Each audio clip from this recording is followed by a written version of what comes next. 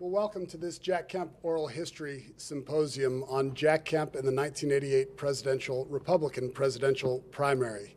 This is a project of the Jack Kemp Foundation. My name is Jimmy Kemp, and I'm privileged to be president of the Jack Kemp Foundation.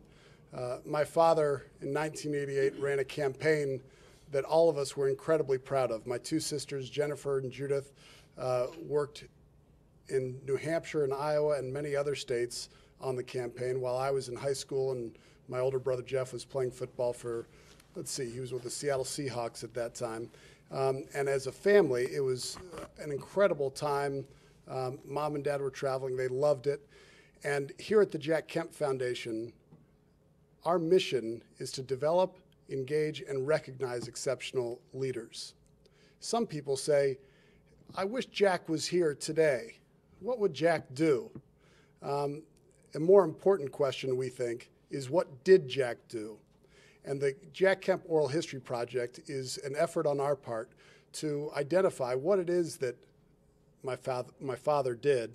And this symposium is focused on his 1988 presidential primary run.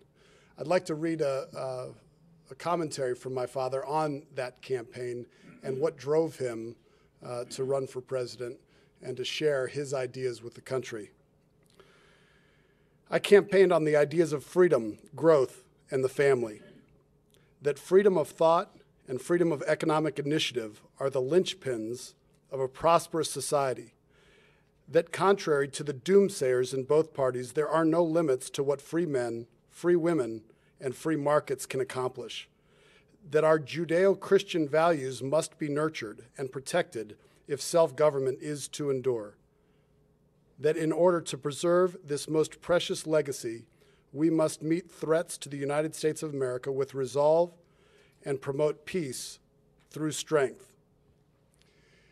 Dad's words live on, and this Kemp Oral History led by Morton Kondracki is an effort to capture those words and the experiences of those who worked alongside him and with him, and it enabled him to become the leader that he was.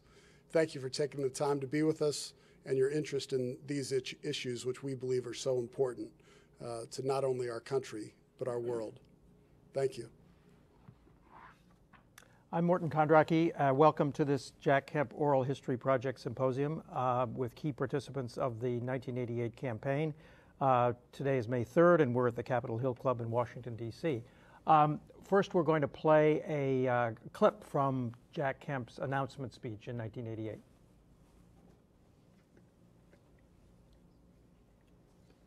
Ladies and gentlemen, 6 years ago, the leadership of our president and our party jarred our country from despondency, ended a long retreat, and rekindled a renaissance of hope here at home and throughout the free world.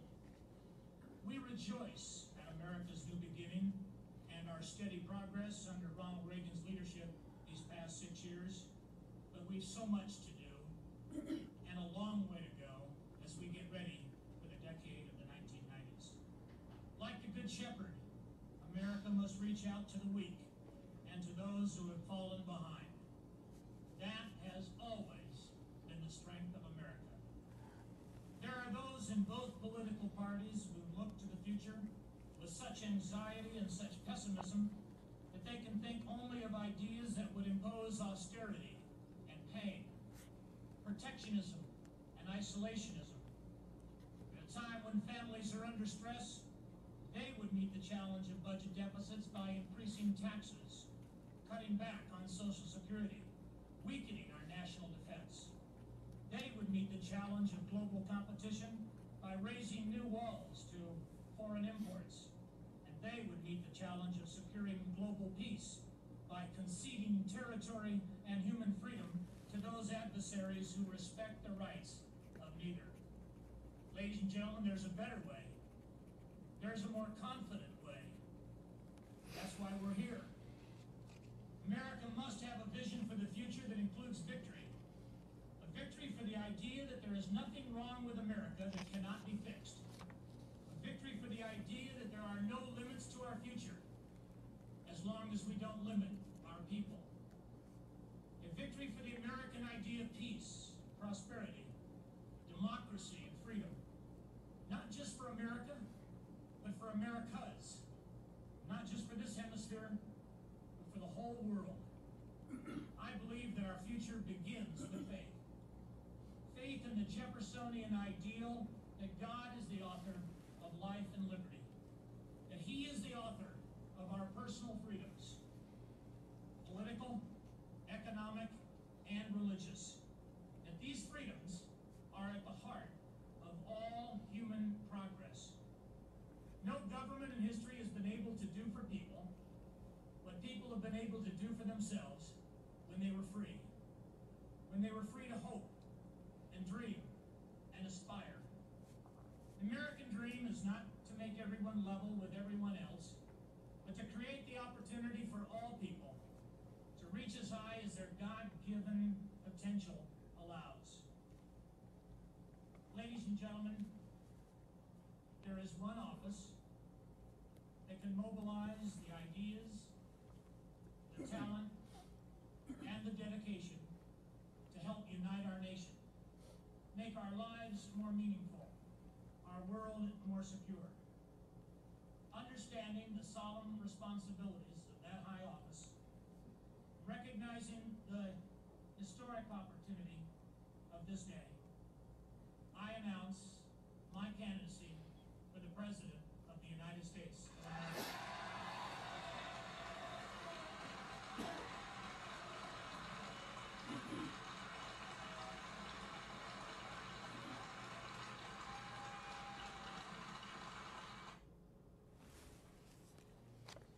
Good, thank you.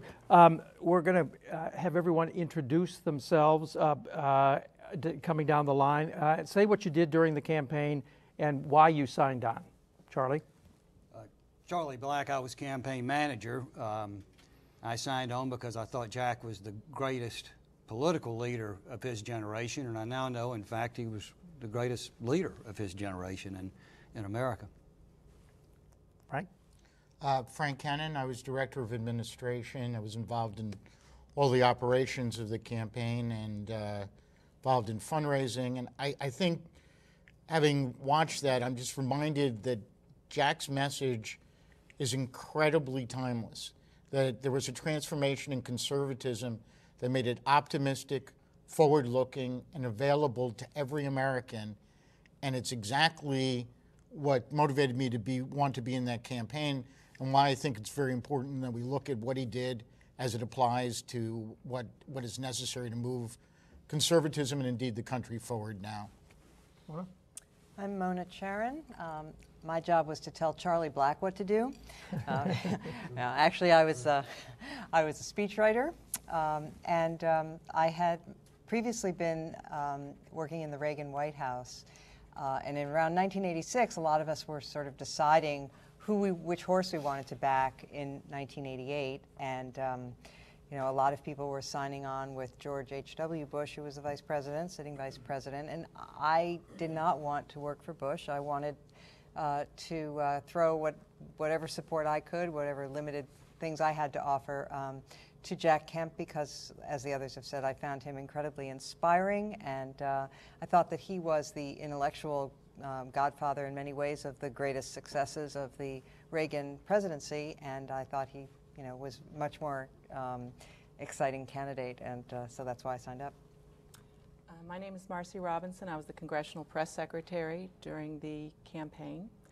I come to the Kemp camp from a little bit of a different outlook. I was a big-time lefty. I worked for CBS and then became a convert. I became a Kemp Republican, and a very enthusiastic one. And I echo everything that was said, but in particular it was his optimism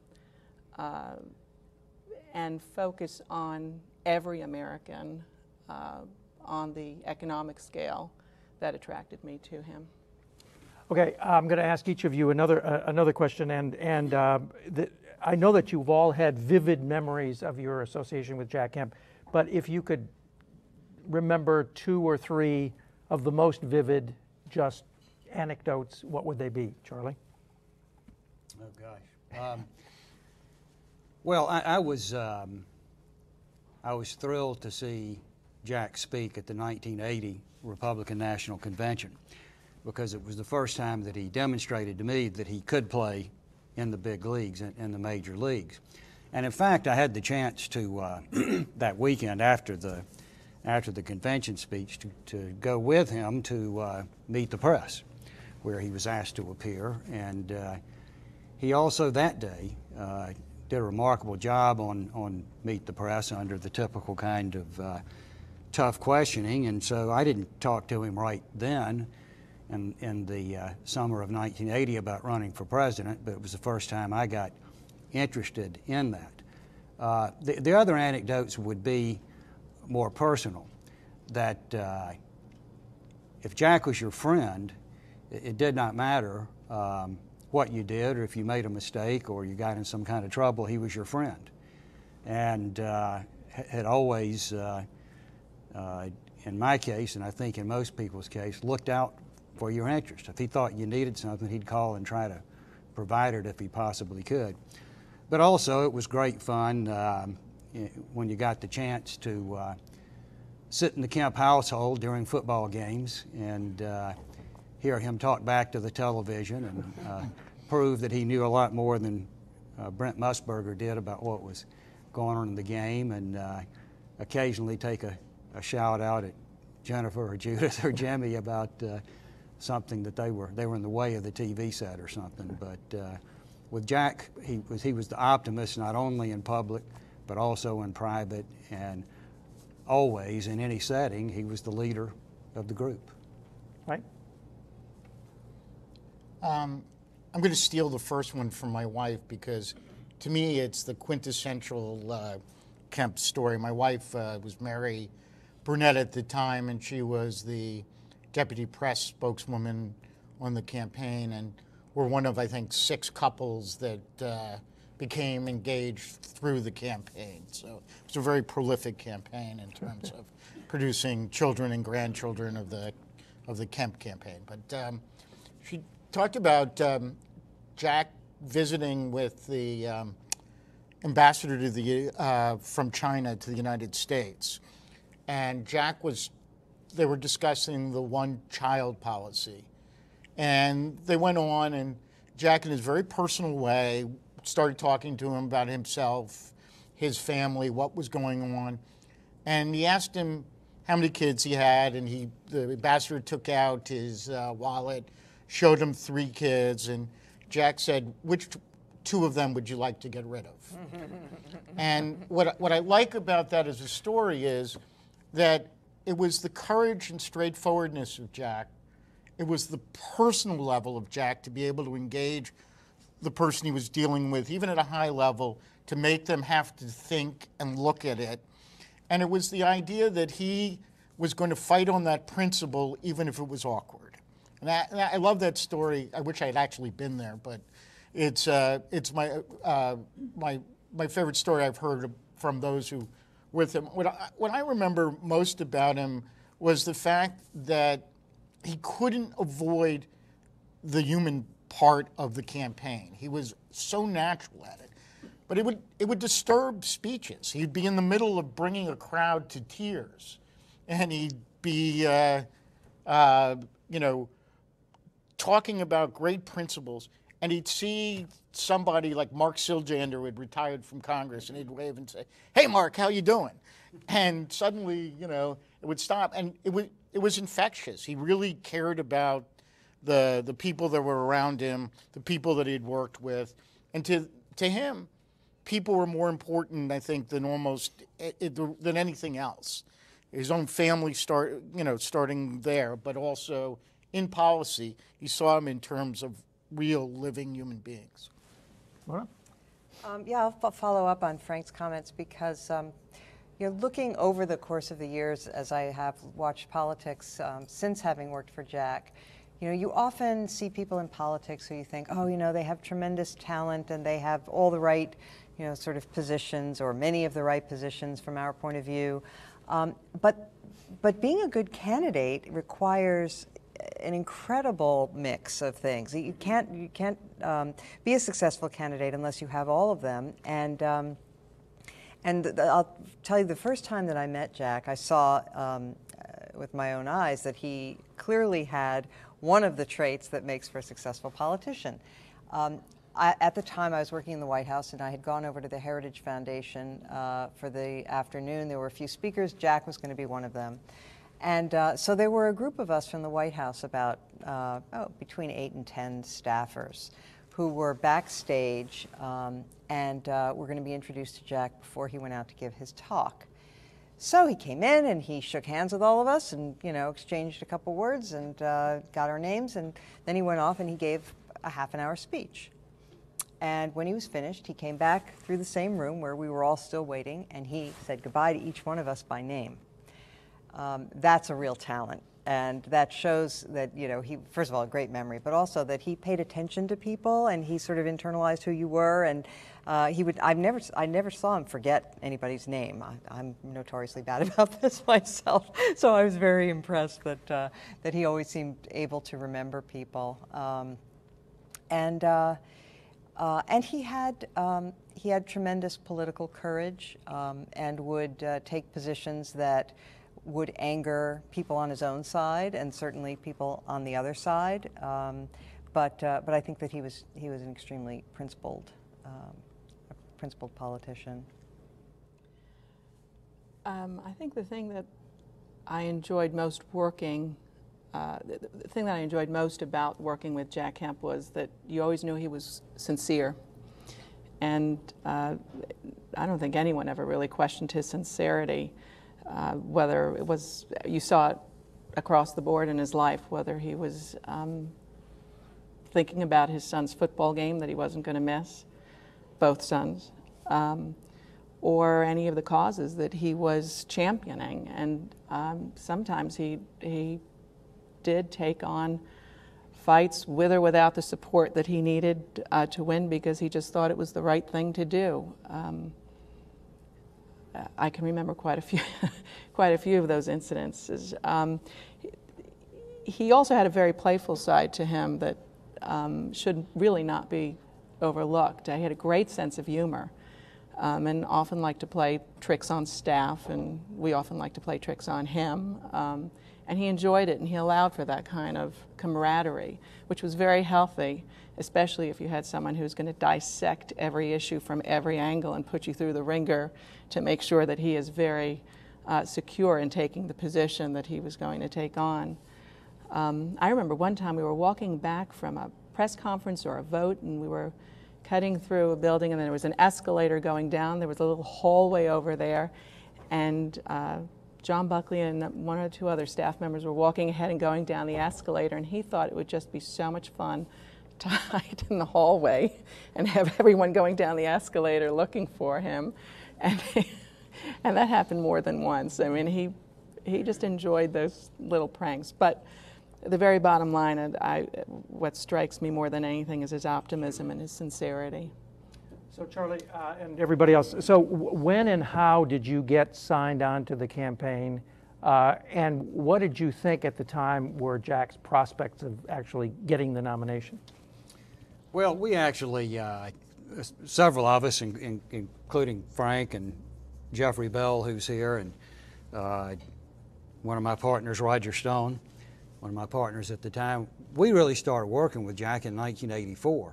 And it was sort of a tacit plan to get him prepared to run for president. He didn't have to commit to it, and we didn't expect him to, and he didn't really make the decision until sometime in the second half of 1986. But that group that had formed around him pretty much was the makings of a campaign team. We had to go out and recruit some other staff people and some other experts in media production and that kind of thing. But listen, he was the best political leader of that time, but he knew and we knew that his nomination was a long shot. No sitting congressman representing only one congressional district had been nominated since the 19th century, number one. Number two, his opponents were the sitting Vice President of the United States, and the Republican leader of the U.S. Senate, who had been the majority leader of the U.S. Senate, both of whom had universal name identification in the country as well as with the Republicans. Jack was well known to the activists and the party leaders, but when we started this, his hard name identification among Republican voters was about 25%. The other two had a huge financial base from raising money for themselves and for others nationally for many years. Jack didn't have a very large financial base. We weren't starting from scratch exactly, but we had to work for every dollar, as Frank can vouch for. So, and I should say, at the time we planned this race in late '86, early '87, we did not realize that Pat Robertson would be such a huge factor in the race as the first. There was an evangelical constituency in the Republican Party for many years, but as the first evangelical leader with a national following to go attract that constituency, he turned out, in fact, to be more dangerous to Jack's chances than Bob Dole did. But at any rate, I think we were realistic, but he did it for the right reasons. He did think he was the rightful heir to the Reagan mantle and wanted to take the Reagan Revolution to the next step, take it further, as you heard at the beginning of his announcement speech, and we were all on board. We believed in him. We thought he was the best person to be president. So we had fun with it, and I don't think until we actually lost that we considered it lost. So up until the time that he had been identified as somebody who was going to run for president for a very long time, and there was a gearing up that began in '84, as you suggest. Between that time and the time that he actually made the decision, was there ever any doubt that he was going to run? Oh, I wouldn't have guaranteed it. I thought it was, 90% or so, but at some point he and Joanne sat down with the family and said, okay, we got to make this decision. Look, he knew if he ran, he would give up his House seat. And that would mean he either won the long shot chance to be president or he'd have to go find a new job, a third career. And so he was courageous and risked everything. So there wasn't a guarantee of that until he and the family made the decision. Mm-hmm. So when did you sign on? I worked for the Political Action Committee prior to that, and it was pretty standard at that point that you'd have a Political Action Committee, a foundation, and whatever office you held, and each of those would work on various aspects of creating a profile for a national figure, allow them to participate in elections around the country, allow them to produce books, make trips to things. So I was deputy director of the Political Action Committee, I guess, starting in '86, and then with the intention that Jack would run. But I want to emphasize something that Charlie said. I mean, I was 25, so I assumed we were going to win.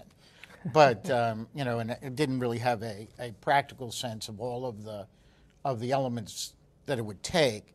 But I remember Jack asking and what the financial figure was going to be able to be a serious presidential candidate.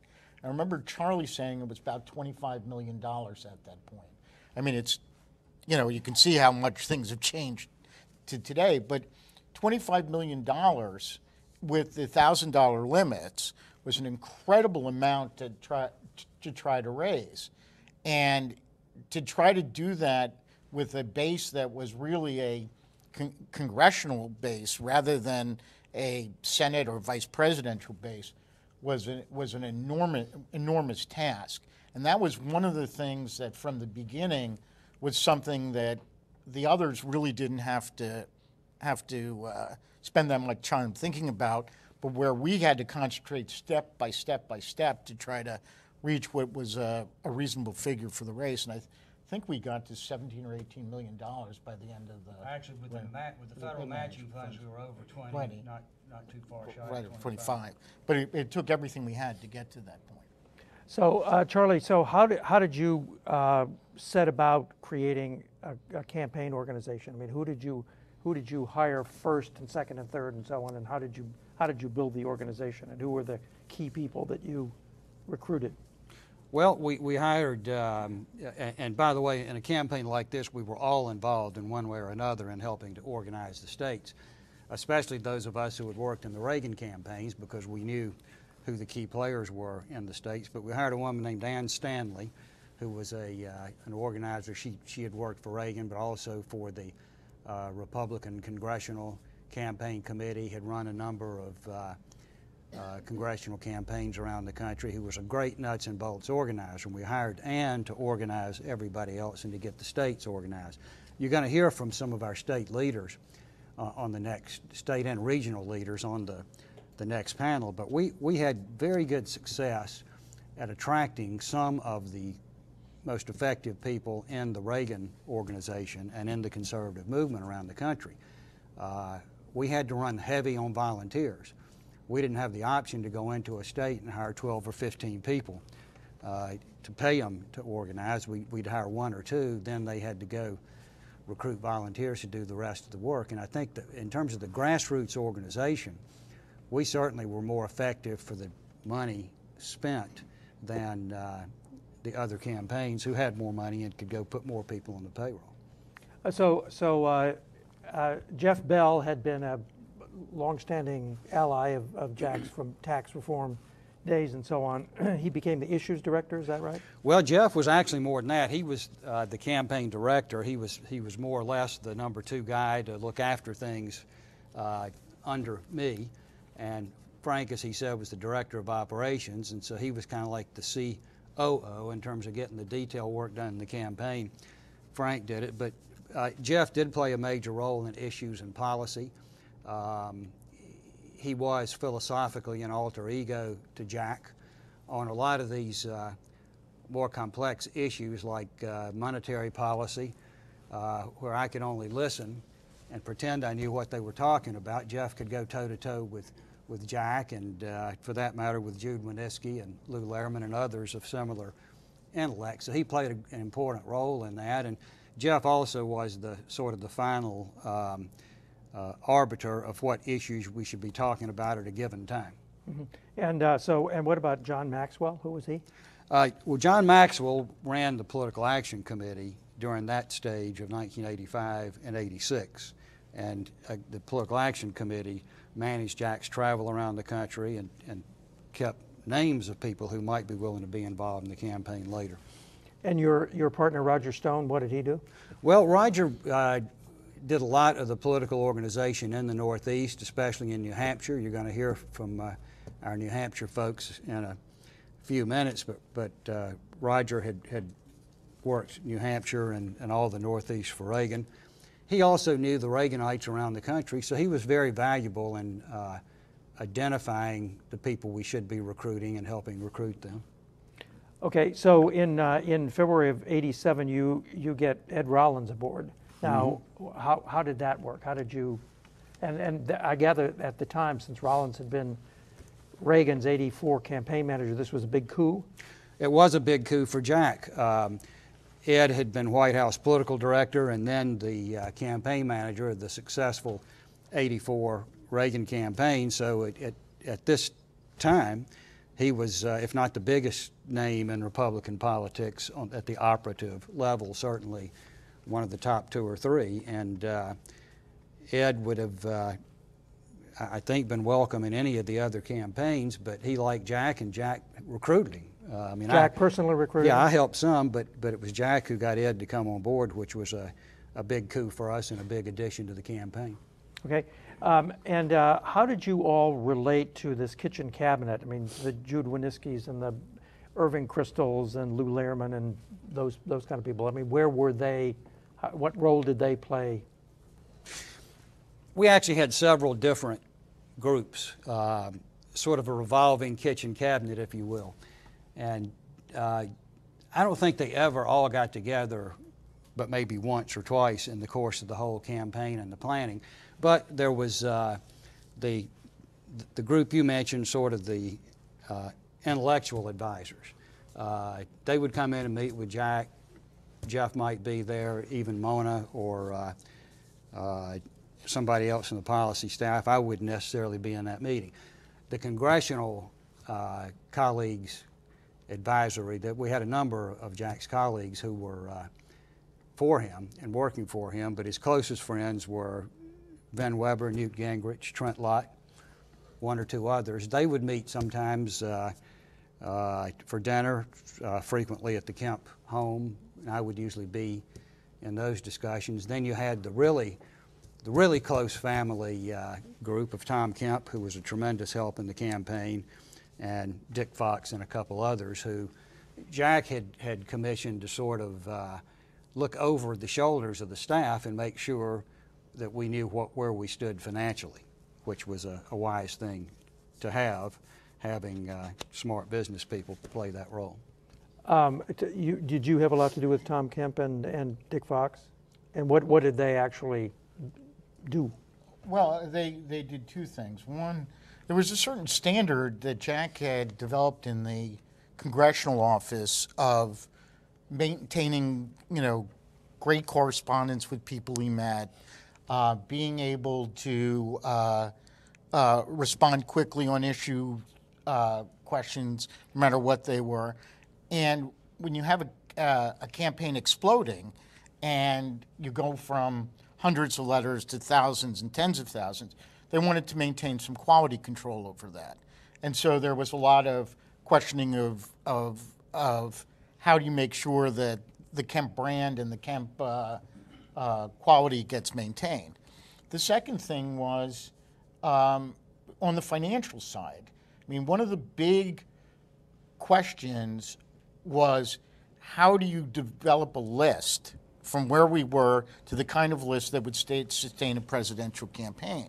And they were, particularly Dick and Tom, were very involved in coming to the understanding that we could prospect at a loss in a way that most entities couldn't, that we could go ahead and get the matching funds that would give us net dollars from that. And then Charlie had developed a way to be able to borrow against that, to be able to fund activities well beyond what any other campaign of our size might have been able to do. And, there got to a point where there was a question about whether that was really debt or not, but it was accepted by the bank as collateral because it was guaranteed by the federal. So Dick and Tom were involved in all of that, wanting to make sure that that all went smoothly, that the campaign didn't end with large debt. And I think that, as Charlie said, that was a great help to make sure that both quality control and financial control was there. Who was the finance director? Rodney Smith. Mm-hmm.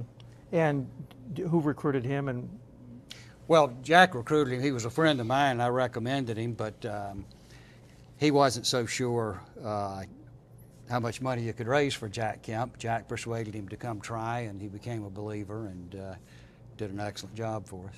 Okay. So kind of a baseline, there was a Finkelstein poll in May of 1986 of registered Republican voters around the country. It comes out, Bush 40, Dole 8.5, Howard Baker 8.1, and Jack Kemp 6.6. Bush with a huge lead. So what was the strategy for winning the nomination against the sitting vice president? Let me give you a summary rather than take up the rest of the hour with a more detailed strategy. We'll get to the detail. But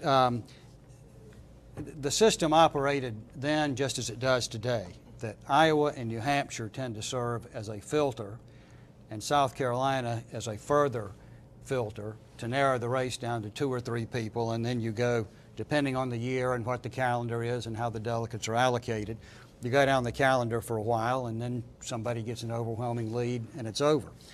In those days, Iowa and New Hampshire were first and second, just like they are now. There was a Michigan contest that was earlier, but it wasn't a primary or a caucus. It was a set of county caucuses. I don't want to get off track on that, but at any rate, the strategy was that Jack had a very good opportunity to run well in New Hampshire. And before he could, starting as he did, third in the race, or maybe even fourth when Pat Robertson got up ahead of steam, before you could take on Bush, you had to get past Dole. You had to become the second place person in the race. The place we thought we could do that was New Hampshire. So Iowa, which had many more social conservatives in the electorate than economic conservatives, we had to just sort of figure out how to survive Iowa and then get to New Hampshire, which had very few relatively social conservatives to economic conservatives. Jack, of course, was a social conservative, but his message was treated as economic, fiscal, tax reform message. So we set out to finish third in Iowa, expecting to finish behind Bush, Dole and Bush there, but then we had devoted a lot of our time and money and advertising and effort to New Hampshire, hoping we could beat Dole there, finish second to Bush in New Hampshire, and then declare ourselves the conservative alternative to Bush and go to South Carolina and some more conservative states and make it a horse race. That's a summary of the strategy. A couple of things happened along the way. The most important one was that Pat Robertson showed up in the beginning of the year. Nobody particularly took him seriously as a candidate. He showed up in August at the Ames, Iowa straw poll with bus after bus after bus load of people, which was surprising to me, but it didn't shock us as bad as it did the Bush people, who ended up finishing third at the Ames straw poll. But Robertson established then that he was going to be a big player in Iowa. So we started working very hard to try to get past him to make sure we finished third in Iowa, and we didn't. We finished fourth, which caused the press, which is the referee of this game, to say, okay, Kemp's out of it now. And just before Iowa, we had been even with Dole in the polls in New Hampshire, and we had the momentum versus Dole. We were in a position, if we executed properly, to finish second ahead of Dole in New Hampshire, but the fourth place finish in Iowa cut the legs out from under Jack's candidacy. Yeah, I believe we were at 18% at one point, and we're moving clearly into second into New Hampshire right before that. And the other thing is that Robertson trained his fire on us. Yeah. He ran commercials and did his ground game targeted at taking voters away from Jack specifically. And what was his case? What was he arguing? Social seriousness about social conservatism, things like that. But he had stances like belief in millennial economics, and but it was a deeply religious appeal to evangelical voters about how he connected with them a lot better, and he ran a substantial amount of radio and stuff aimed directly at us in Iowa. Mona, so on a sort of a candidate identification level, I take it that what Jack was trying to do was to identify himself as the natural heir to Ronald Reagan. And so how was it, you had Vice President Bush, who was after all Vice President, so how was he going to separate himself or distinguish himself from Bush as Reagan's heir? Right. Well, to the degree I remember it, I think that we did talk about the, and you guys can correct me if I'm not remembering it properly, but that all the other candidates in the race had been for raising taxes at one time or another, except for Jack. And Dole was famously, Mr. Tax raiser for the welfare state.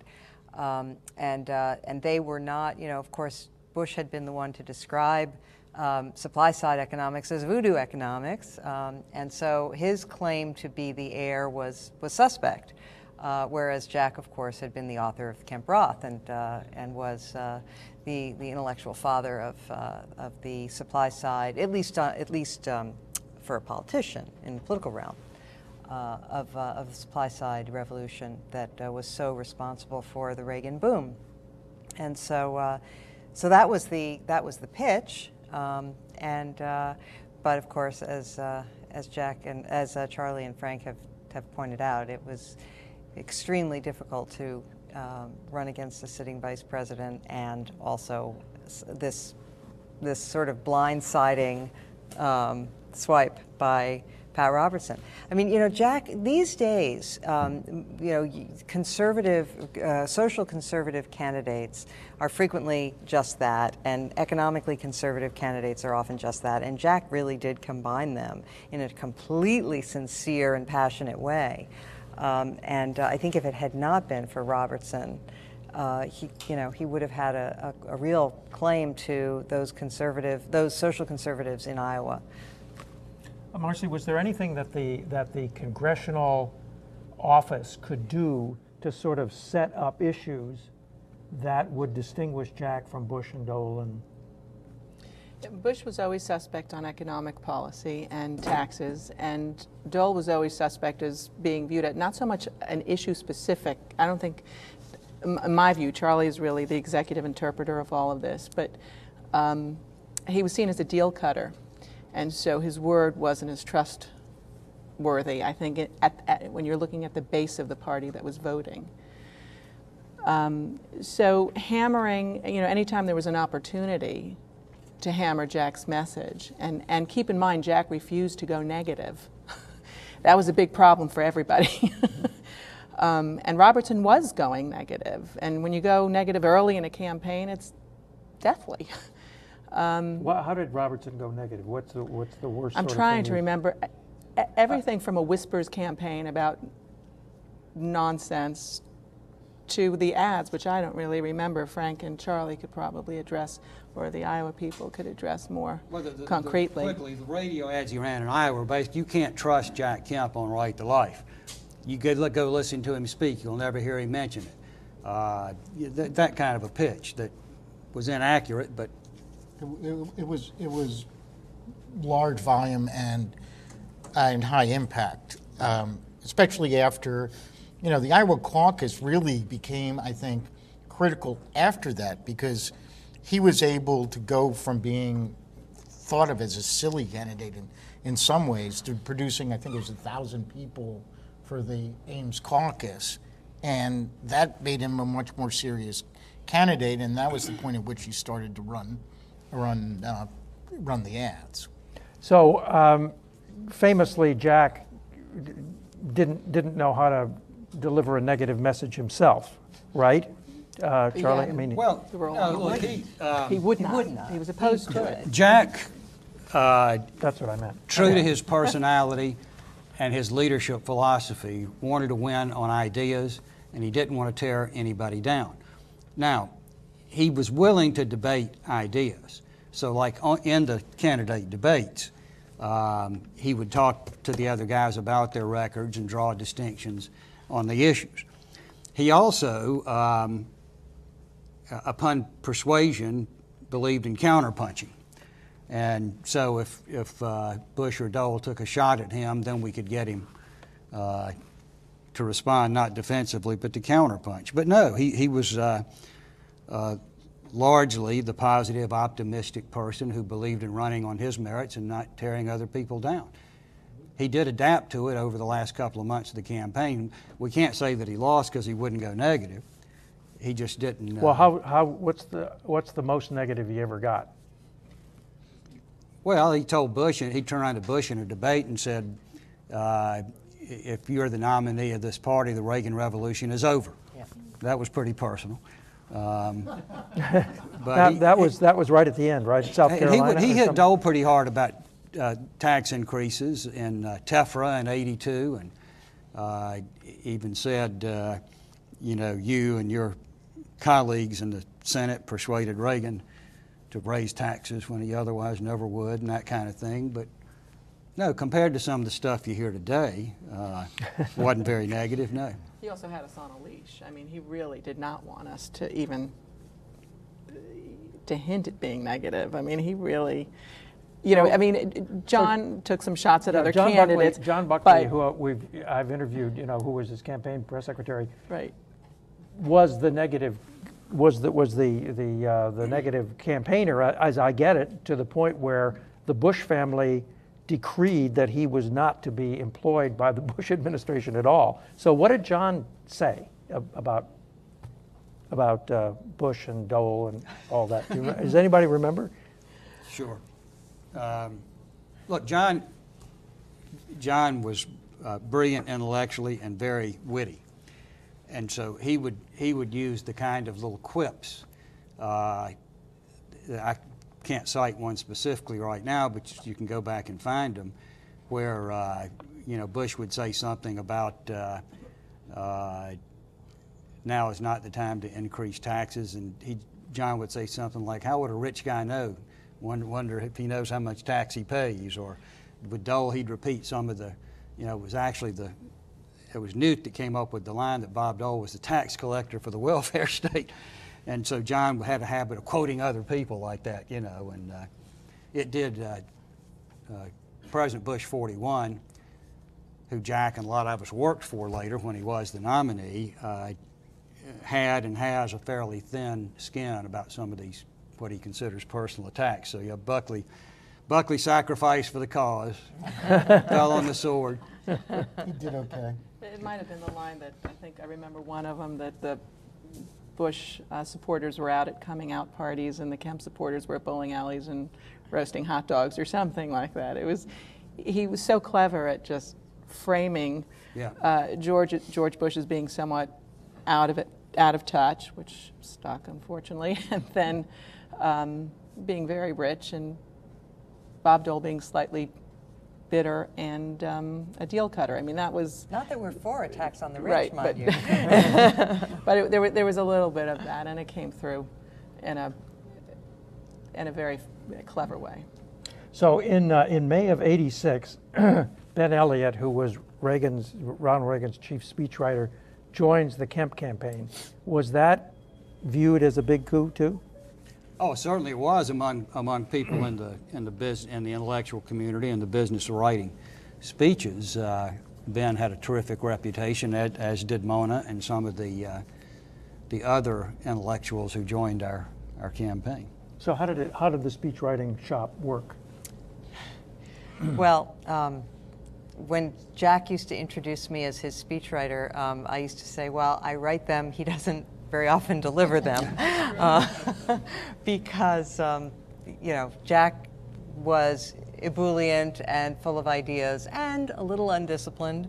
And so we would, sometimes we would spend days working on a speech and, going back and forth with drafts. And he would critique what you had done and tell you you wanted to do this differently or that differently. So you'd really, you'd work hard. And then you'd go to the event, and Jack would have the speech with him, and he'd be up there on the podium, and he'd begin to give the speech, and then he'd pull a clipping out of his vest pocket and say, this was in the Times today, and I really have to, respond to this, and and off he'd go on a, tear about that. that. The press had the copy of the speech too. Yes, yes, Yeah. and Well, we'd eventually get him to give it 2 or 3 days later. I think Jack actually delivered 10 to 12 prepared speeches in the course of the campaign, they were all substantive and very good policy speeches. So that's enough. It just took a lot of work to get him to quit editing and then go give it.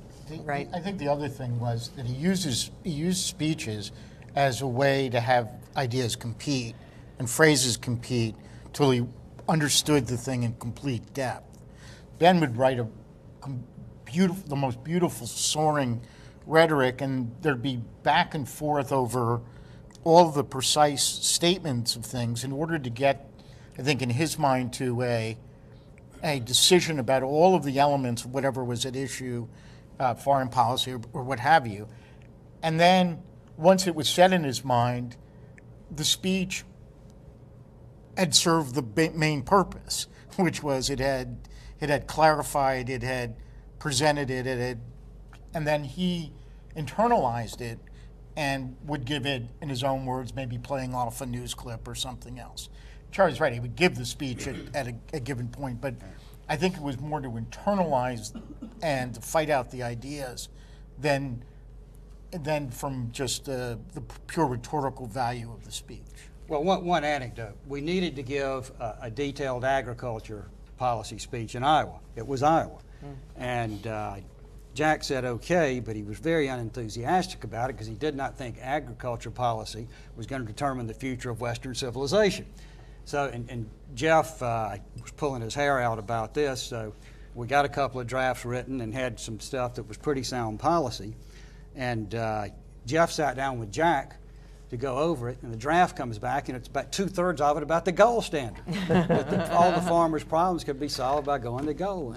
And we had, because that was what the press used to label him as a stubborn, eccentric intellectual. We had gotten him to commit not to talk about the gold standard. And he did pretty well. He didn't bring it up very much. He loved it if somebody in the crowd asked him a question about it. At any rate, getting that speech done, and without the gold standard in it, it was terrific agriculture policy. He gave it at, I believe, the Iowa Farm Bureau, and never said a word about it again. So what do you think were his best speeches? Well, I think his basic stump speech, which he could do completely extemporaneously, was incredibly uplifting, and it was very similar to what you saw in the announcement.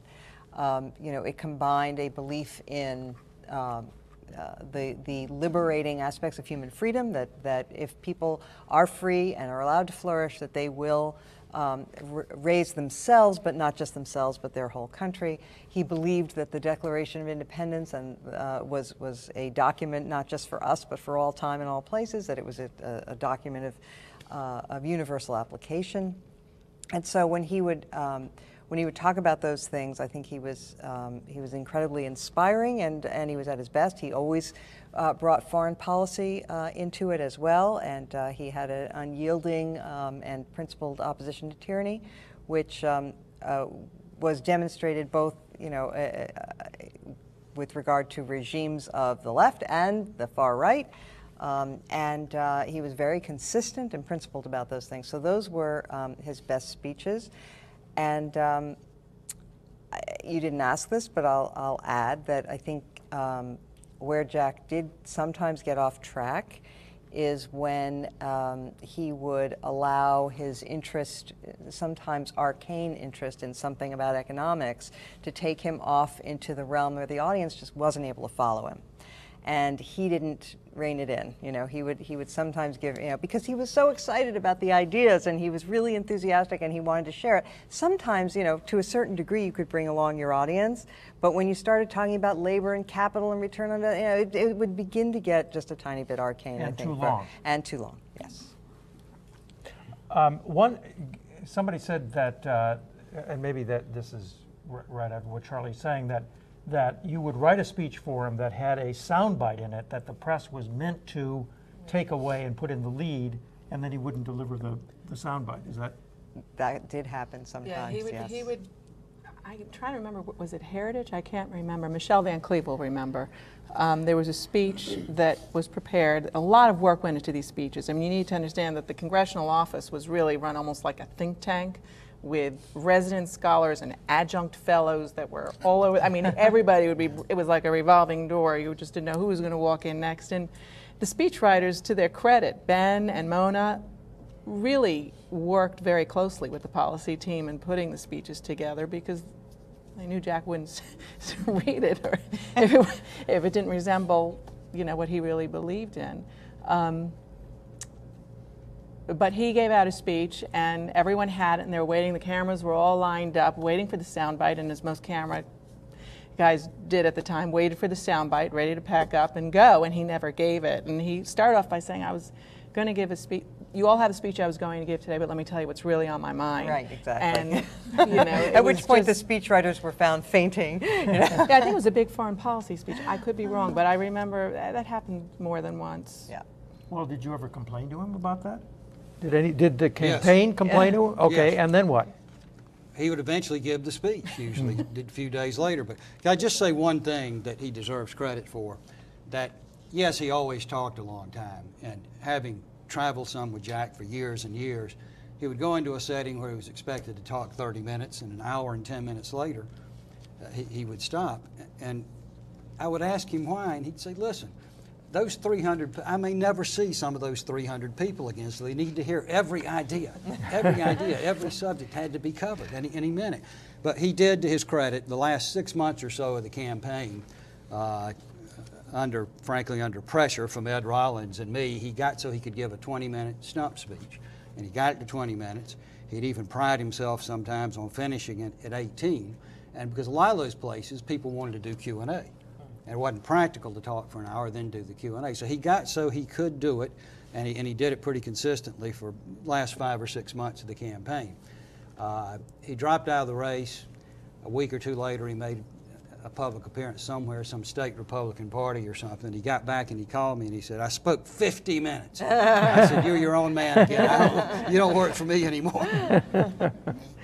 He's one of the few politicians who never said anything that he didn't believe or didn't feel comfortable about the way he was saying. Exactly. And that's a strength. That's a strength that he had, that anything that he said, he was willing to stand behind, and that's why he cared about the way he said it.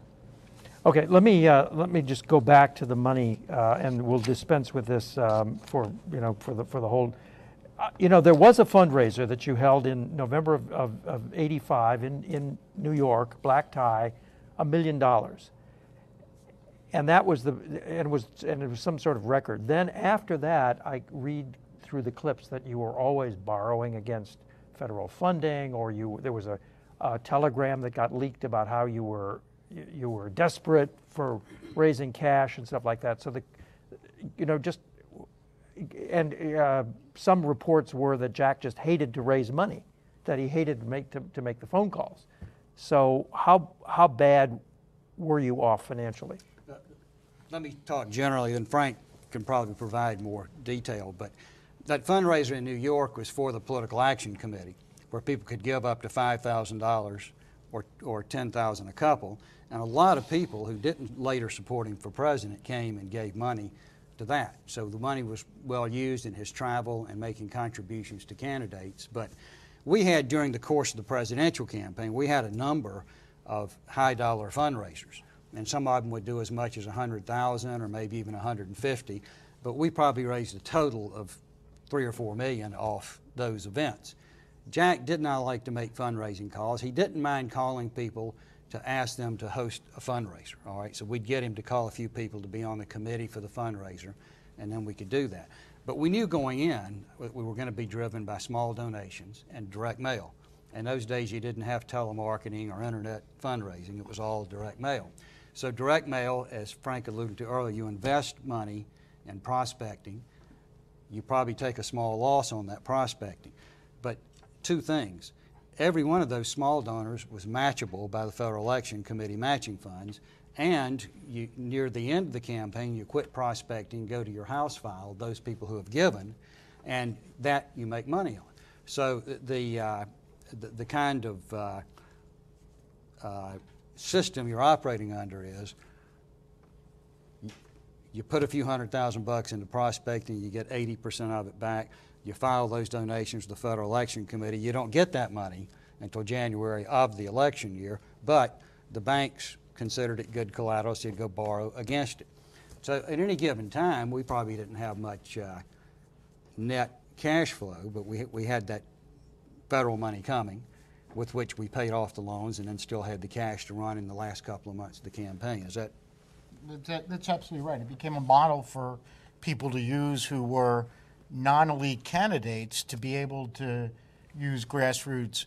And I think what was misunderstood was the degree to which a small dollar campaign became reliant on matching funds. I mean, nobody talks about this now because the limits are much higher, the amount of participants, the high dollar end were very high. But you had to raise it at $1,000 a chunk, and the first $250 was matchable. So what was precious to you was somebody who gave you $30 5 times, 7 times. And it might have cost you $10 to find them, or it might have cost you $40 to find that $30 contribution the first time. But you got the match the first time, and you got it again and again and again. And I think that there was a complete misunderstanding about that, including among some people internal to the campaign, about how that dynamic produced net dollars over the whole period. So you got a worse press on money raising than you actually was your financial situation? Absolutely. We were able to finance all of the commercials and the things that Everything we Charlie needed, had yeah. in the budget. We met payroll every time. Everybody went off payroll in New Hampshire, though, Well, right? You were. We started losing, yeah. Yeah, I mean, at that point, you're putting every net dollar you can into it. People wanted to sacrifice to be able to give us the best shot that we could. But After Iowa, when we finished fourth and the press kind of wrote us out of the race, then we were, to use the correct phrase for this setting, throwing the long ball to see what we could do to stay in. So you had to get everybody to work as volunteers and not spend anything except money for commercials and on-the-ground contact in the States. But So, you know, a Bush or a Dole could go do a bunch of these fundraisers and get a lot of $1,000 contributions. So they got some matching money for it, but they always had a balance without having to borrow money to reinvest in the mail. But in the end, if we could go back and look at our books, and we paid off all the loans and had in a neighborhood of 10 to 12 million net that we invested in the campaign. And how much debt did the campaign leave when it was done? Well, the day that Jack dropped out of the race, we had all the bills paid and $200,000 in the bank. Now, every campaign has cleanup costs. You got to do all these FEC filings. They do an audit. It costs you a lot of money in accountants and lawyers, but your House file was still good to raise some money. So the $200,000 didn't mean that was all was needed to finish the job, but we were in the black on the day Jack withdrew from the race. Mm-hmm. But when all is said and done, how much did Jack have to raise to pay off all of his debts as a result of the campaign? I don't remember the exact amount. $500,000, something like that. But compared to the size of the file that was loyal to him at that time, it was not a huge amount. And in fact, there were people arguing to go deeper into debt to be able to spend more. But I think that's where Tom and Dick came in, that we never got to a position where we weren't able, with a discrete number of mailings, to be able to take care of the debt. We were never. Well, some people say that he didn't run in '96 because he didn't want to be in debt again to the extent that he'd been after '88. Is that fair? I don't think so. I mean, I don't. Not based on conversations I had with him about running in '96. It didn't come up. That doesn't mean he didn't talk to somebody about it. Okay. Thank you very much. Panel one, we're going to now have some of the state leaders, and then